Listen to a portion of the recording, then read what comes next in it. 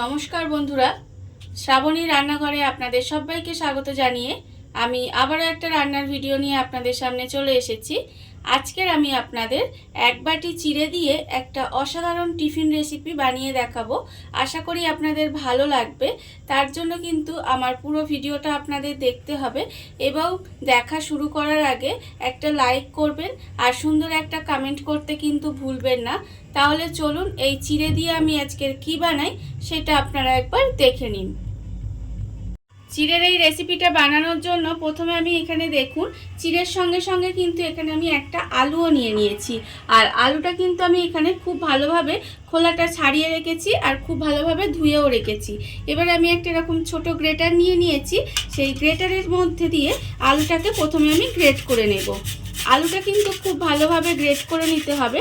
আর আপনারা চেষ্টা করবেন কিন্তু ছোট গ্রেটারটাই ব্যবহার করার, কারণ ছোট গ্রেটারটা ব্যবহার করলে তাহলে মনে হয় টিফিন রেসিপিটা ভালো হবে। আমি আলুটা প্রথমে খুব ভালোভাবে গ্রেট করে নেব। আলুটা আমার এখানে গ্রেট করা হয়ে গেছে। এবারে আলুটাকে কিন্তু খুব ভালোভাবে ধুয়ে নিতে হবে। 4-5 বার ধরে জল পাল্টে পাল্টে আলুটা আমি ধুয়ে নেব, যাতে আলুর যে এই লাল যে কষটা আছে সেটা চলে যায়। একেবারে খুব ভালোভাবে আলুটাকে ধুয়ে নিতে হবে।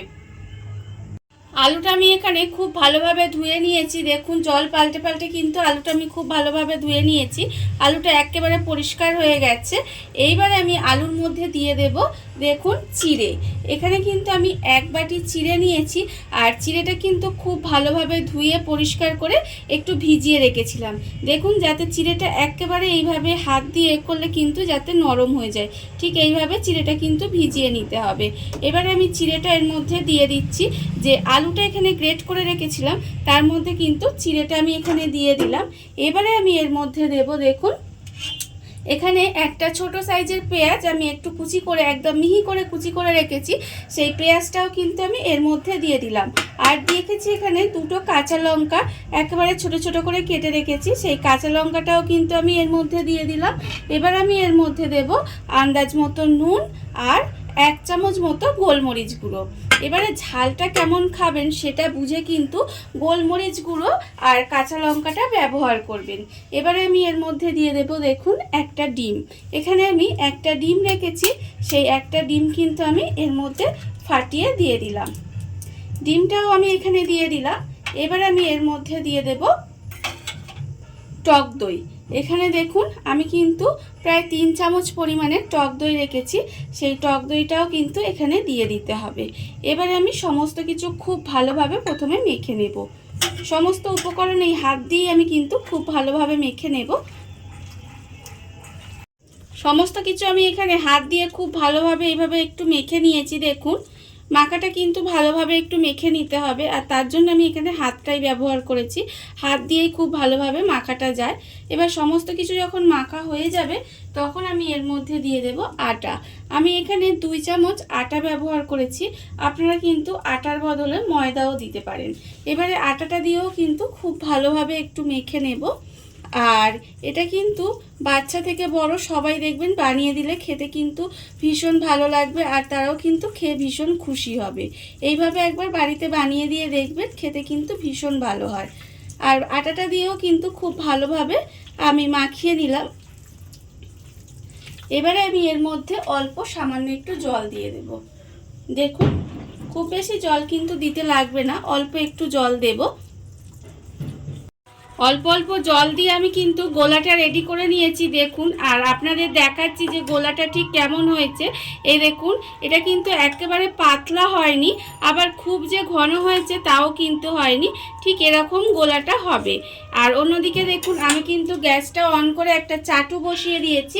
এবারে চাটুটা আমার গরমও হয়ে গেছে। চাটুর মধ্যে আমি দিয়ে দেব তেল। এখানে আমি ভাজার জন্য সর্ষের তেল ব্যবহার করেছি, আপনারা চাইলে কিন্তু এখানে সাদা তেলও ব্যবহার করতে পারেন। এবারে তেলটা অল্প করে দিলাম, দিয়ে চাটুটার চারিদিকে তেলটা প্রথমে একটু বুলিয়ে নেব। তেলটা আমি এখানে চাটুর চারিদিকে ভালোভাবে লাগিয়ে নিয়েছি। আর তেলটাও কিন্তু আমার খুব ভালোভাবে গরম হয়ে গেছে। এবারে আমি এর থেকে অল্প অল্প করে এই গোলাটা দেব। এইভাবে দিয়ে এই সময় কিন্তু গ্যাসটা একটু লোতে রেখে দেব। দিয়ে জাস্ট এইভাবে একটু হাতায় করে ছড়িয়ে দেব। ছড়িয়ে দিয়ে গ্যাসটা লোতে দিয়ে ঢাকা দিয়ে আমি কিছুক্ষণ এইভাবে হতে দেব। ঢাকা দিয়ে আমি প্রায় 1 মিনিট মতো এইভাবে একটু রান্না হতে দিয়েছিলাম। এইবারে আমি ঢাকাটা খুলে নেব। খুলে নিয়ে দেখবেন যে ওপরটা ঠিক এইভাবে যখন একটু শুকনো শুকনো হয়ে যাবে তখন কিন্তু আমি এইভাবে খুন্তি দিয়ে একটু 4-5টা এইভাবে প্রথমে তুলে নেব। তারপরে কিন্তু এটাকে একটু আস্তে করে উল্টে দেব। উল্টে দিয়ে আবারও আর কিন্তু ঢাকা দেওয়ার দরকার নেই, এইভাবে উল্টে দিয়ে আবারও কিছুক্ষণ প্রায় 30 সেকেন্ডের মতো একটু রান্না হতে দেবেন, তাহলেই কিন্তু রান্নাটা দেখবেন হয়ে যাবে। উল্টো দিকটা আমি 30 সেকেন্ড মতো আমি এইভাবে একটু রান্না করে নিয়েছি। দেখুন টিফিনটা কিন্তু আমার এখানে রেডি হয়ে গেছে। এইবারে আমি এটাকে আস্তে আস্তে তুলে নেব। তুলে আমি এটাকে রেখে দেব। আর আবারও কিন্তু এর মধ্যে যখন আমি বানাবো তখন কিন্তু আবারও তেল দিতে হবে। খুব অল্প অল্প তেল দেব। যতবার বানাবো ততবার কিন্তু অল্প অল্প এরকম তেল দেব। তেল দিয়ে তেলটা খুব ভালোভাবে চাটুর মধ্যে লাগিয়ে দিতে হবে। লাগিয়ে নিয়ে তারপরে কিন্তু আমি এর মধ্যে ব্যাটারটা দেব। আর এইভাবেই কিন্তু প্রত্যেকটা আমি বানিয়ে নেব।